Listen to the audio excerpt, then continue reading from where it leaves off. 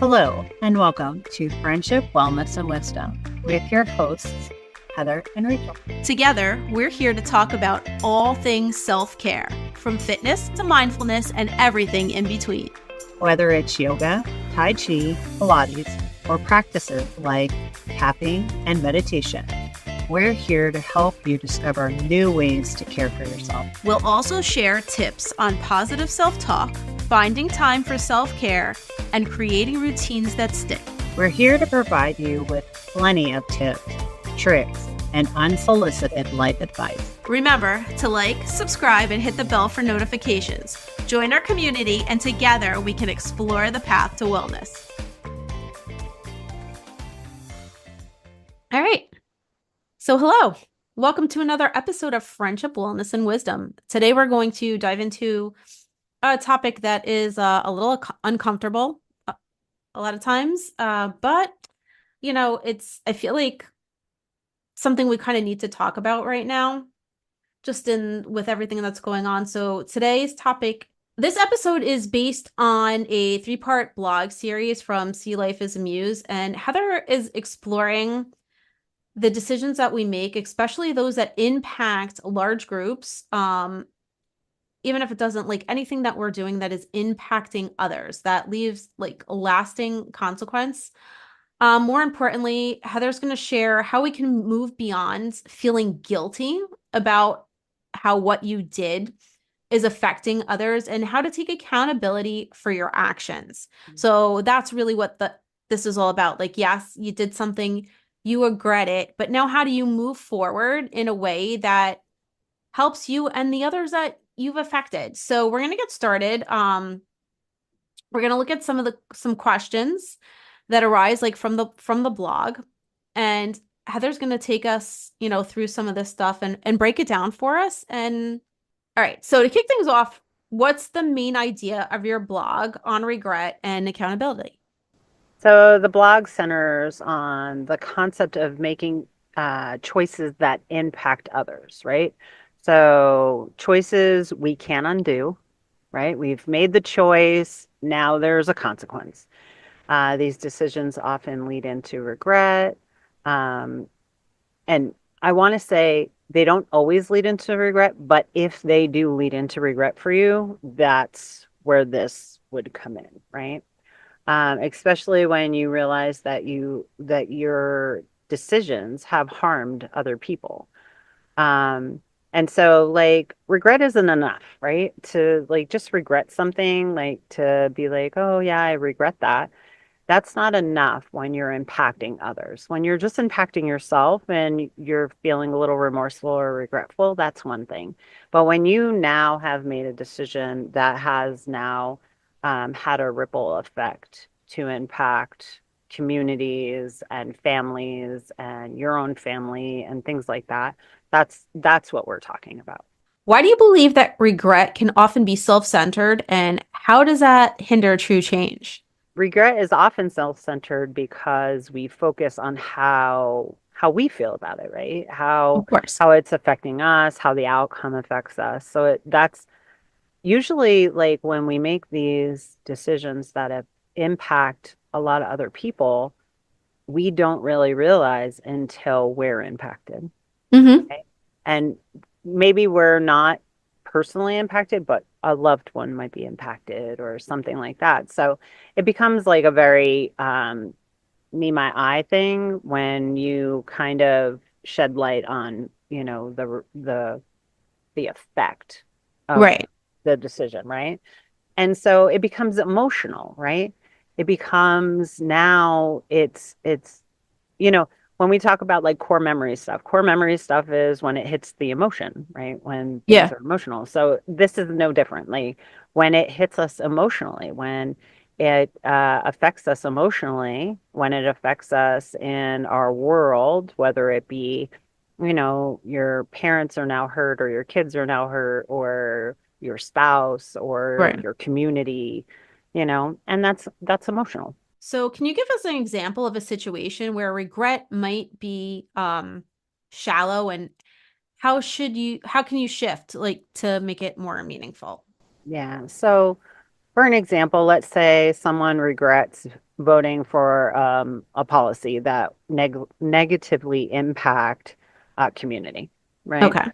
So say you're in your local community, you vote for something, you're perfect example, you're a person that doesn't have a kid in school, don't have kids, whatever, you vote for something that maybe goes against the kids in the community, right? Right. And um, then you have to now, like, now you have to understand that, oh, I voted against this, and oh, now you know, my neighbor who I really care about has kids, and now it's affecting their kids, you know? And so when we are thinking of shallow regret, right? Um, Shallow regret would be I'm only upset when it's impacting me. Now I'm hurt. I'm the only, like, I didn't really think about what the outcome of something, like, I wasn't seeing the big picture. So I Mm-hmm. made this vote. I don't have kids. I made this vote and I moved on with it. And now all my neighbors who I love dearly are strongly affected, Mm-hmm. right? And then um, you know, shallow regret is only when you realize that it affects you. You got to understand why you've made the decisions you made, right? If you're not understanding why you've made those decisions, they're very shallow, you know? And so I kind of got off topic a little bit, but it it really is like this big picture thing. Like if it's not going to be a shallow regret, it has to be a bigger picture. You have to like involve all the things that are possible with the decision that you made instead of it hurt me or it hurt my loved one and now I'm Mm-hmm. upset about it, right? Because you Okay. can't take it back. No. All right. So, how can someone begin to shift their perspective from guilt to genuine accountability? Mm. So we talk, we talk about a lot of this a lot of times with other aspects of life, right? So first you have to self-reflect. Uh, Honestly, self-reflection is really like in everything that we do or everything that you and I preach, right? Because you and I Hmm. just had a conversation before this that we had to reflect on, Yeah. like what we're doing in our life, right? And so you have to understand why you made the decision. Was the decision made out of fear? Was the decision made out of misunderstanding? Was the decision made out of selfishness? Was it made out of bias? Like, why did I make this decision, right? So that has to be number one, self-reflecting on why you made the choice that you made. And then it's essential to look at the motivation behind it, right? Look at it, analyze it. Are you really fearful of something that you decided to go against? Are you misinformed, right? Hmm. Did you make a decision and now you know you have more information and now you're like, oh man, I made this decision very ignorantly and I didn't really research it prior to, making the decision. And then once you understand that, we can recognize the true consequences of the decision that we made, and then we can begin to make amends, right? And so whether that's advocating for the rights that you affected, Hmm. or that's just educating yourself, or even going a little bit further and educating others now with the new information that you know. Yeah, that makes a lot of sense because I feel like a lot of times as we're going through, there's so many choices that we have in life. Mm-hmm. And from our perspective, we usually only get a certain view of things, right? And Mm-hmm. that's how we're impacted in our lives by whatever is happening around us. And we see things from our perspective, from like our community, from our family life, Yeah. from and a lot of times until you meet someone else who is going through something completely different, there is no way to know how Mm-hmm. something that affects you in such a minor way could have such a huge impact on someone else's life.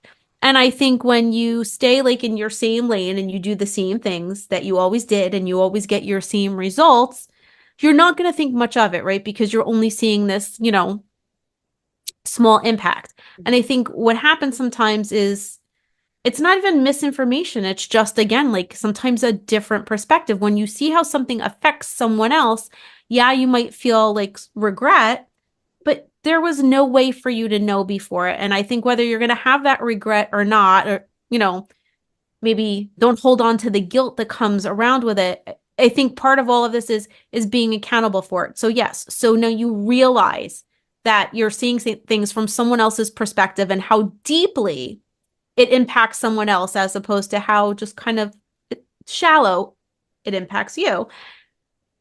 And I think the point of the whole thing is like, okay, I realize now this is something I didn't know. Now, what are the steps? What are the things I can do to help improve this instead of just sitting here and feeling bad about what I did, what I didn't know? I agree with you 100%, but I believe that that only agrees on the self-reflection of you misunderstood, Right. No, I right? that's what I'm saying. I was just Um, trying to take like a little bit of a different slant to yeah. it. Just to Yeah, like when we're doing the self-reflection, right? I Mhm. think that's the key, right? Once you figure out why you made the decision. Now, if you made the decision out of fear, if you made the decision out of, not educating yourself or not being educated or something like that, whatever, fine.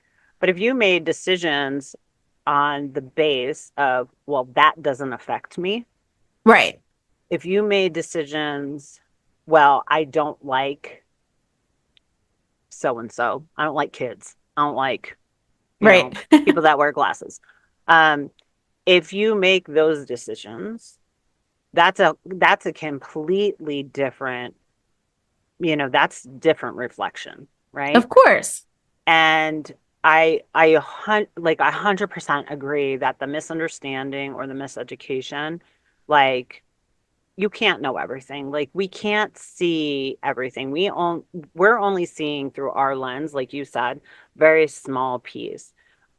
But on the other hand, we need to, we really need to involve ourselves into situations when we are making big choices, right? Hmm. If you are putting yourself out there to make a choice, you have to know if you're part of a community and they're asking you to make a decision, that decision goes to the community because it affects the community, right? If you're Fair. making a decision for, you know, humankind or whatever, you have to know it's coming to you on a big scale because it's a big deal, Right. right? And so again, I I'm all about the figuring out why you're making the decisions you're making. And yes, I think misinformation, not understanding information, fear, those kinds of things, those are, yes, you can reflect on those and you can do exactly what we were talking about. You can educate yourself, you can educate others now, and you can evolve from that. But other than that, like, we're not going to really dive into other reasons why you make the decisions. This is a three-part series because there was so much involved in it. Right. But you have to do the best you can to navigate now and digest the reason why you made the decision that you made, Okay. right? So from there, let's talk about so what it means really to make amends for Yeah. the decision, especially okay, so maybe you made your decision and you're fine with your decision and then whatever, you're not doing anything. But you made a decision. Hmm. Now you may have regret about the decision that you made. Hmm. So what does it truly mean to make amends for that decision? Because you're not going back in time, you're not undoing what you did. But Isn't that nice? Wouldn't that be right, great? but how do you go forward from that, right? So Yeah. you It change your doesn't mean mind, that you you're now on. see things differently.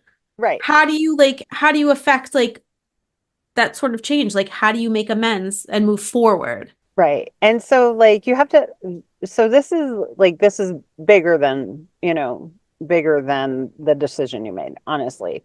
Making amends doesn't mean that you're undoing it. That's not what that means.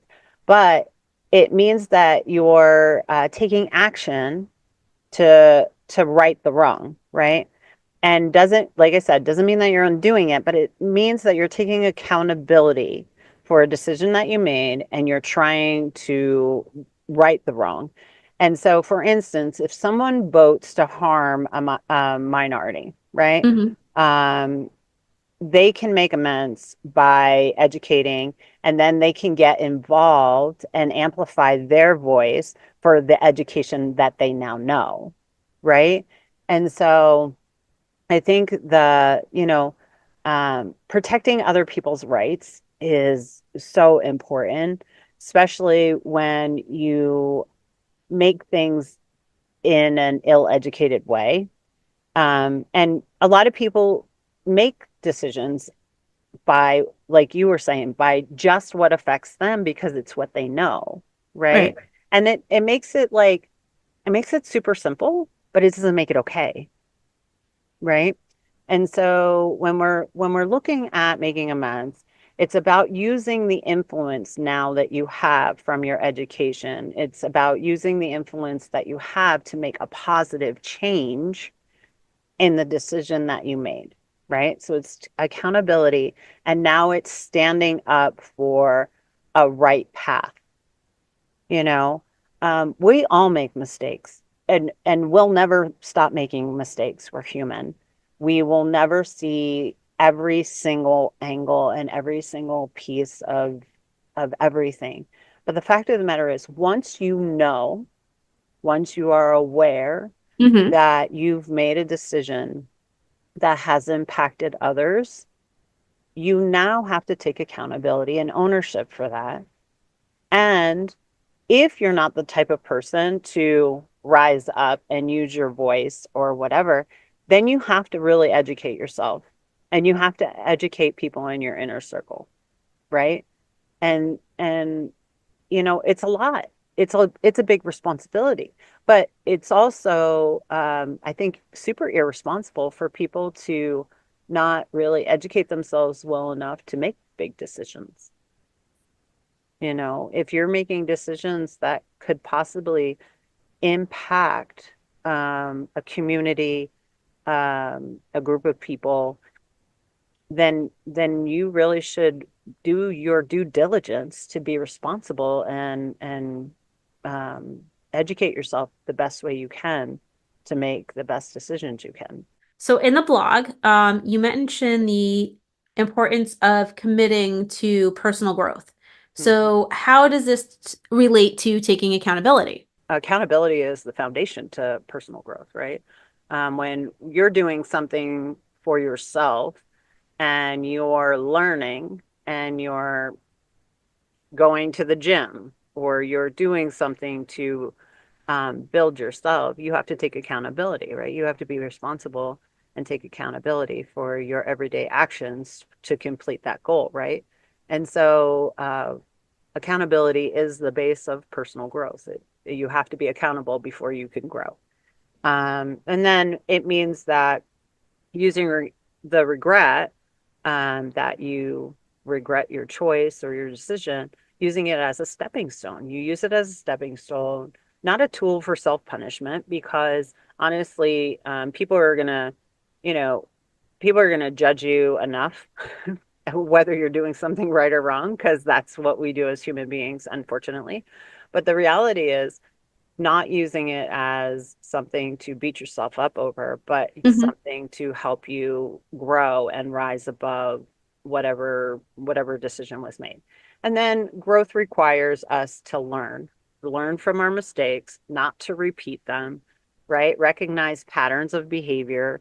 Hmm. And then it also is like committing to making good decisions, committing to educating you, like I said before, educating yourself before you make decisions, and then leading with compassion, leading with, thoughts of equality and thoughts of all these things that do affect you, whether you believe they do or not.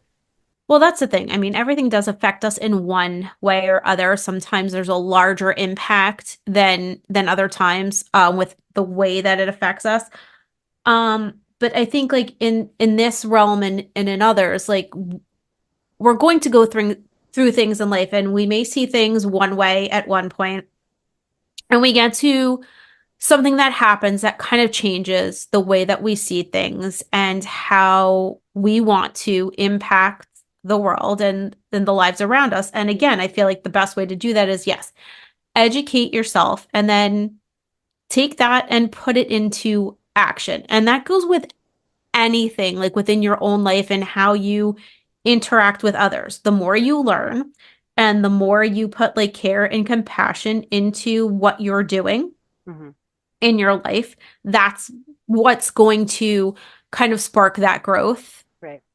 So like just as a personal impact and as like a public or like, group impact, it's basically the same thing. And we have these choices, right? We can learn from what, our mistakes or our regrets, or we can say, hey, you know what? I did this and I don't like the way it made me feel. I don't like the effect that it had on the people around me. What can I do, to create a better result? Like, for me and for those around me, for those in my community, for those, in my life, in my world. You have to lead with empathy, right? You have to be able to empathize with the people around you and not necessarily people that you know, like personally, right?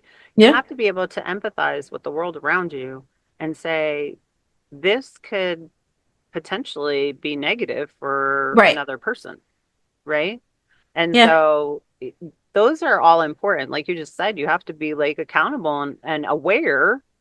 Like it all comes back to all of, like we say it every single episode, I feel like it comes back to self-awareness, right? You Yeah, have to you be aware just of self so you can be aware of others, right? You have to like be conscious, right? You can't just go through life on this like auto auto brain thing and just make decisions without, well, you can, but you're not gonna have.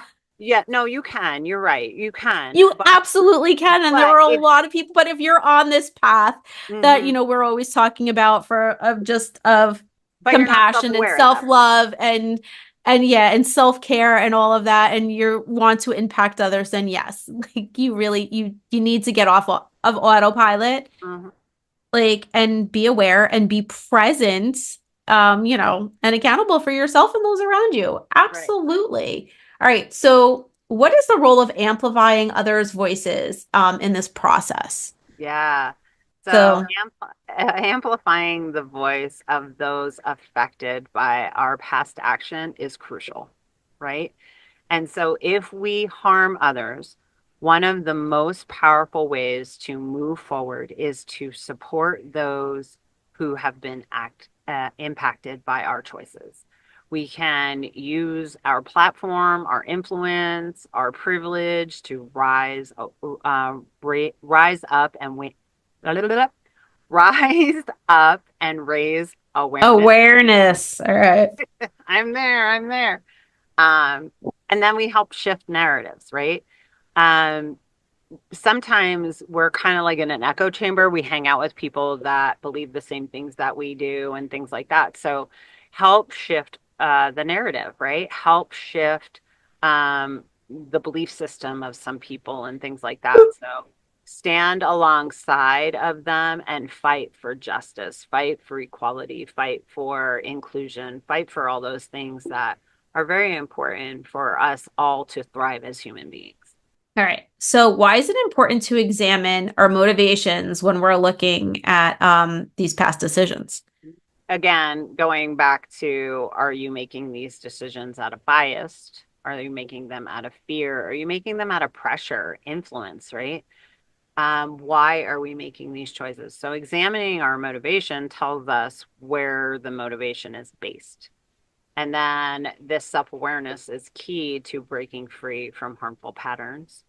It helps us realize that we might be acting for selfish reasons, right? Mm-hmm. We could be acting because we're afraid of losing something in our own realm. We might be misguided, right? We might just have these fixed beliefs that maybe are misguided and kind of make us stagnant and not grow.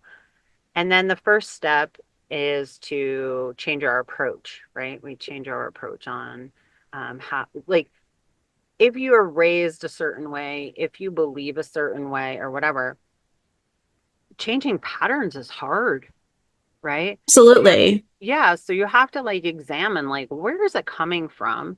And then you have to like change your pattern. It could just be as simple as I read one article about this, and this was my belief system because of this article, and I really should have checked the sources. It could like that could Right. be easy breezy, right? Or it could be something that is embedded in me that I have a fixed mindset about that I really can grow and develop and change through time. Yeah, I think too, most of us have like a certain perspective just based on how we grew up or what we saw. And if everyone around us had those very similar ideas and opinions, that Right. gets reinforced, and you kind of begin to like almost believe that that's your guidance, right? That's your sense of like right and wrong, or Right. your sense of what is, Yeah. because Totally. you don't know anything else. And I think sometimes, what happens with a lot of us is something happens that kind of shakes that, and we see something that we've never seen before. Right. And I think that's when a lot, for a lot of people, that change kind of kicks in. Because when you're not aware of it, when you don't know what's going on, when you don't see that, it's really hard to come in and challenge, your belief systems, or even go out and look at, what might not be working for someone else, because it's just kind of not in your sphere. Yeah. Well, and and those are hard conversations too. Yeah. Even if you have a different mindset now, and now you are around all these people that thought the way you used to think, those are hard conversations. That's a hard thing. And so yeah, like I said, this is a three-part series because it is not just a like it's not a cut and dry thing, right? It's No, not just absolutely. like And everyone's going to come at this again from a different place. absolutely. Especially, I mean, this a lot of this has to do with perspective. Hmm. But I think in that vein, whenever your perspective changes and shifts, I think the best thing that you can do is to educate yourself. And then from what you've learned, you you go to and act in a way that kind of isn't aligned with where your feeling is about it. Like what, Right. where your connection is to that, what you believe then is the right thing to do, the correct course of action, and all Right. that. And that's going to look different for all of us. Absolutely. Absolutely. And know that it's okay to be uncomfortable. Right. I mean, and most times, like to begin with, like you will be uncomfortable because it's going to be something new for you, but Hmm. that's right. I mean, that's Yeah. where growth takes place. Like you have to step outside your comfort zone. Otherwise, you're going to stay in the same spot. Like, Sure. when you're going to do what you always do and you're going to get what you always get. You speak about like regret being like the catalyst for transformation, Hmm. right? So explain a little bit about that, and how you can use regret for a positive change. Right. So regret is just a powerful tool, right? Anytime we have like this strong emotion, right? Those are powerful tools for us to self-reflect and grow, like we just said. But instead of getting stuck in self-pity, instead of getting stuck in like loathing your decision or whatever, we need to ask ourselves the questions. Why did I do this? How can I make it right? Can my regret be education for others, right? Can I be an example? And so regret focuses on the uncomfortable, right? And uncomfortable truths is where we find the regret. Hmm. And then through that discomfort, we open up ourselves to real change, like you just said. And it pushes us to move beyond guilt, right? It pushes us to move beyond the uncomfortable piece and the guilt piece.